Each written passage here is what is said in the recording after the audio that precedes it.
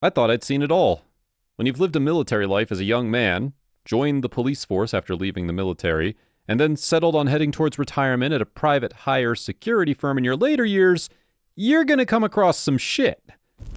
I've seen entire small villages wiped clean of life, like everyone just upped and left in the middle of the night without a trace, with fires still burning and food still cool on the plate with no hint of a struggle either. I've seen a man take a taser to the chest and several live rounds after that and still remain on his feet, directing a primal scream of pure anger towards us. The only thing that managed to take him down in the end was brute force, and that took a handful of officers and myself. But none of that compared to being a security guard. It's like when the lights go out in the office blocks, warehouses, or stadiums you watch over, they become an entirely different world with each corner and every shadow threatening to house a hidden danger, ready to pounce at any moment. I should have listened to my gut instinct. I wouldn't class myself as a jumpy person by nature, but the all too familiar feeling of a nervous sweat and short, sharp breaths as I do my rounds is becoming a nightly occurrence. I'd recently taken on a newly built apartment block to guard for the next 6 months, while the contractors built final stages of construction. The agency sent me the address and the door access code, and that was it. No face-to-face or phone call, but it often happened that way. I couldn't pass it up, though. Those kinds of jobs typically paid quite well due to the hours. But this one was almost triple the payout, and it paid weekly. When I turned up on the first afternoon, I used the door access code and followed the signs to the security office, hoping to catch the day watch before they went home for the night. This was routine for most security jobs, 2 ships passing, day shift and night shift. I always tried to catch them at least on the first day to get the lay of the land. Sometimes they would tell me about potential trespassers to keep an eye out for, or an over-amorous couple, but mainly it was bored kids using the security guard as a momentary escape from boredom. In truth, sometimes it was nice to have something going on just to pass the time. The security office was empty when I arrived. 5 monitors on the table gave me a glimpse into the layout of the apartment block. Camera 1 showed the entrance, 2 and 3 were floor 1 and 2's corridors, 4 showed ground level car park, and 5 was reception and the door into the security office. Obviously, none of the apartments had cameras inside, but from the monitors I could estimate roughly 6 apartments on both floors 1 and 2. Ground level was kept for parking and reception. On the table was a note, its details as cryptic as this empty building that I'd found myself in. Hey man, my name's Joel. I work day shift. I leave dead on 5 p.m. every day and not a minute later. I don't want to spend a second longer here than I have to. Sorry you were the unlucky one to get the night shift, mate. No point leaving you a long list of tasks. Night shift guards tend to last only a few days around here. I told them, but nobody listens to Joel. Anyway, stick by these rules and you never know, I might actually see you on Friday. Below the happy but weirdly warning note were a list of rules. Number 1, only leave the office if absolutely necessary during your shift. This place, I swear, will do all it can to get you to stray. Number 2, you will hear knocking on the office door. It happens in the day, so I can guarantee you'll get it too. Ignore it. Number 3, don't always trust the monitors. Number 4, if I call you, that isn't me. For no reason whatsoever will I call you. Number 5, just make it through till Friday, man. Did you see how much they offer for night shift on a weekly basis here? And with that, I began my first shift. For the first 2 nights, not much happened. I swear I could hear what sounded like children running up and down the corridors, but nothing was on the monitors. The door did knock on several occasions, but I just turned my back to it while staring at the monitor, convincing myself my head was just playing tricks on me. That brings us up to 2 nights ago. It was as if the apartment was trying to trick me into leaving the safety of my dimly lit security office. Apartment doors were randomly being left open. Screams and laughter could be heard throughout the building, and the sound of footsteps had become a constant thing from beginning of shift till the end. I'd almost given up. Most unnerving of all, when I wasn't directly looking at the monitors, I swear that someone was moving from shadow to shadow in the reception, getting closer and closer to the security office door. That leads up to last night. The apartment block was deathly quiet. You know, the kind of silence that almost hurts your ears. It's just so loud, if that makes sense. The kind of silence in which you can almost hear your own heartbeat. The phone rang at 3 a.m. The man on the other end of the line told me his name was Joel. I told him I didn't believe him. I could almost hear his mouth carving into a smile, as if a child being caught out of a white lie. He asked me to let him in. I couldn't do that. I shouldn't have done that. But his voice, he was so... He told me he was coming. I considered going with him. That was crazy, right? Looking at the monitors, every apartment's front door was open. The shadows beyond the door frames danced as if jet black fire had engulfed each room. I needed to leave. I had to leave. Then, there was a loud knock on the door. "Let me in," a quiet, calm, deep voice asked. "No!" I shouted, but my feet couldn't fight the urge to walk towards the door. I could hear laughter, malicious laughter.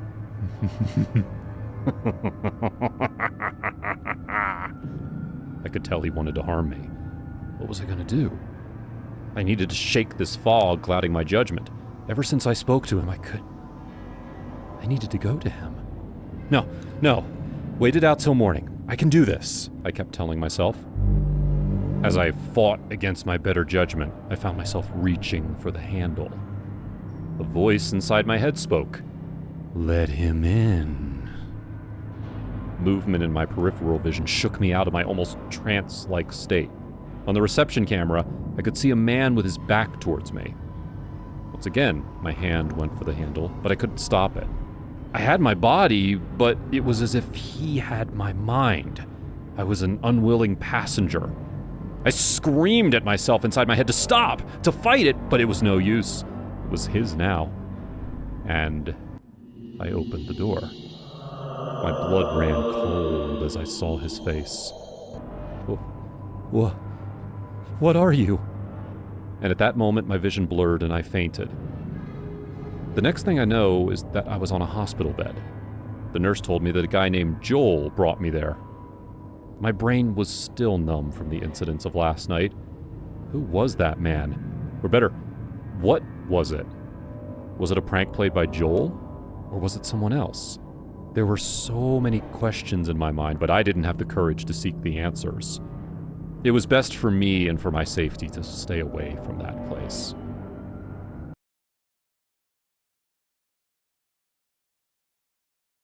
For 2 years, staying up at night and making sure everyone was safe had perks of its own. The nights I had to stay up acting as the protector of the girls and savior for them when they needed it. I worked as a security guard in a girls' boarding school. It was always my dream to be a guard of a very high rank, but it would start somewhere, wouldn't it?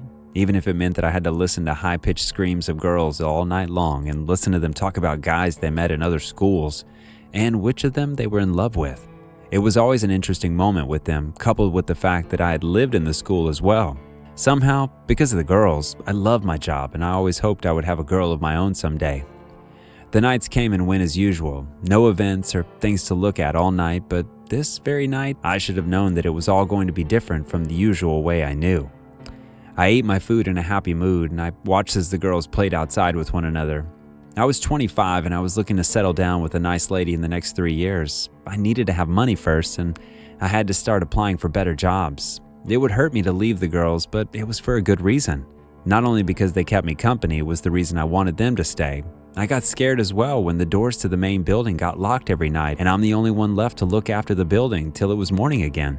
Each sound was a suspicion. Even the sole of shoes became suspect when they made unusual noise. It really got scary being all alone, and with a mindset that anything could happen, it was hard enough that it was not easy to concentrate.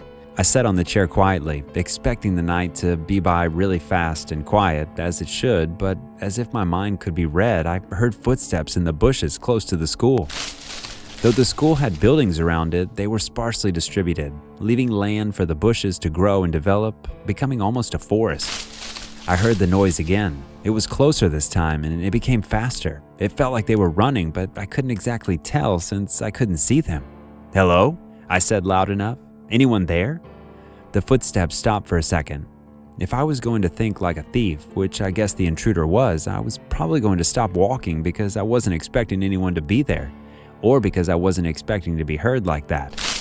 I heard footsteps again, this time really close, and then I heard the front door to the main building open. A very huge shadow appeared under the light, and the footsteps got louder and louder. Then I heard a loud knock on the gate of the school. I looked back and the shadow at the door was no longer there, but the door remained open. The knock on the gate grew louder and louder before coming to a sudden halt. "Walter," the voice said loudly. The voice sounded really familiar, but I couldn't exactly place where I had heard it before. The knocks became insistent, and I knew it had to be someone from inside, but I had to be sure. The lives of these girls were in my hands. The unknown person called out my name really loud, too. "Walter!" The voice was angry. The knock on the gate came again, but louder and more impatient this time. "Walter! Who are you talking to? Open the gate!" I was still walking carefully, keeping my steps as muffled as possible. I knew that there was an intruder in the school, but I had to deal with whoever was at the gate first. A loud noise hit the gate violently, which caused me to ignore all the silence I was trying to keep and open the door almost immediately. A body fell right into the door, and I was shocked at how helpless the body lay. Was this the same person that was yelling and hitting the gate violently? I tried to get the person up, but she reeked of alcohol, and on closer look, she looked like Miss Coley? I asked myself, confused.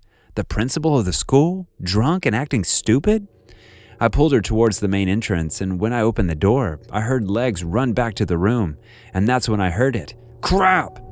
I left Miss Coley and ran towards the intruder. "Stay where you are," I yelled, my heart in my throat. I never had to deal with a threat before. I could only hope that the girls would be safe. I heard footsteps on the steps and cursed under my breath. The person was moving in the direction of the rooms. I got to the first floor in time to see a man trying to enter the first room. I brought up my gun, thinking about how it was a good thing that we always told the girls to lock their doors. "Stay right there. Do not come any closer." "No," the man yelled. I got furious and shot at him. The bullet hit him in the leg and he yelled as he fell to the floor. Just then, the door he was in front of opened and Jessie poked her head out in concern. "Jessie, no!" I yelled and lunged for her. The man grabbed her and she screamed. This time I was sure everyone woke up. The man held her in front of him. Stay back, or I'll hurt her." I put my hands up. He asked me to drop my gun and I lowered it to the ground, keeping my eyes on him. I tried to calm Jessie down and I told her that it would be all right. The man asked me to walk downstairs and he would be right behind me. I did as he asked, and my mind raving for a way out. He was limping due to the bullet in his leg, so I knew he was weak. I only needed an opening. We got downstairs and Miss Coley was standing in the shadows. With wide eyes, she took in the situation and nodded to me. When the man got nearer, she barreled into him. A shot rang out and I fell to the ground immediately. Apparently, the man had taken my gun. I ran towards them and restrained him. I sighed in relief when I saw that no one was hit. I called the cops and they arrested him. Jessie had to be calmed down and one of the teachers helped her through the panic she felt. I went back to my post and I didn't sleep a wink that night. It was later revealed that the man wanted to kidnap one of the girls for a personal reason.